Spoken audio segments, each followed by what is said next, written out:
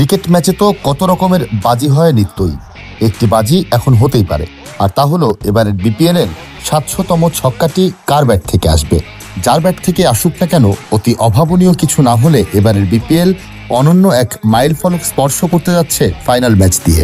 প্রথমবার এক আসরে ৭০০ ছক্কা দেখার অপেক্ষায় বাংলাদেশের এই ফ্র্যাঞ্চাইজি টুর্নামেন্ট। এক আসরে সবচেয়ে বেশি ছক্কার রেকর্ড বেশ আগেই হয়ে গিয়েছিল চলতি বিপিএলে। ফাইনালের আগে ছক্কার ছুটে চলা আপাতত থমকে আছে ৭০০ থেকে এক ধাপ দূরে। দ্বিতীয় কোয়ালিফায়ারের অষ্টাদশ ওভারে জেসন হোল্ডারের বলে আলিসের ছক্কাটি আসরের ৬৯৯তম ছক্কা। আগের রেকর্ডটি ছিল ২০১৯-২০ বিপিএলে। সেবার ৪৬ ম্যাচে ছক্কা হয়েছিল ৬২১টি। এবার এখনো পর্যন্ত ৪৫ ম্যাচে ছক্কা বেশি হয়েছে ৭৮টি। এছাড়া বিপিএলে আর কোনো আসরে ৬০০ ছক্কা হয়নি। কেউ না বুঝলেও আমরা আপনার প্রয়োজন বুঝি, আর তাই তো অত্যাধুনিক ফিচার সম্বলিত বিভিন্ন সাইজ আর কালারের ২৫০টিরও বেশি ডিজাইন অপশন নিয়ে ওয়ালটন স্মার্ট ফ্রিজ বোঝে আপনার প্রয়োজন। গত বছরের টুর্নামেন্ট ছক্কা দেখেছিল ৫৯৮টি। সবচেয়ে কম ২৫০ ছক্কা হয়েছিল ২০১৫ আসরে। সেবার অবশ্য ম্যাচ ছিল স্রেফ ৩৪টি।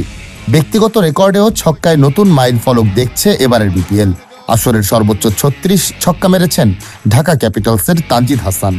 এক বিপিএলে বাংলাদেশের কোনো ব্যাটারের জন্য যার রেকর্ড। পরে ৩০ ছক্কা ছুঁয়েছেন মোহাম্মদ নাঈম শেখও।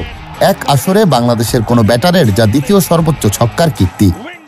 ২০১৭ আসরে গড়া ক্রিস গেইলের ৪৭ ছক্কার রেকর্ড অবশ্য অটুট এখনও। তবে ক্যারিবিয়ান ব্যাটিং দানবের পরই এখন তানজিদ ও নাঈমের নাম।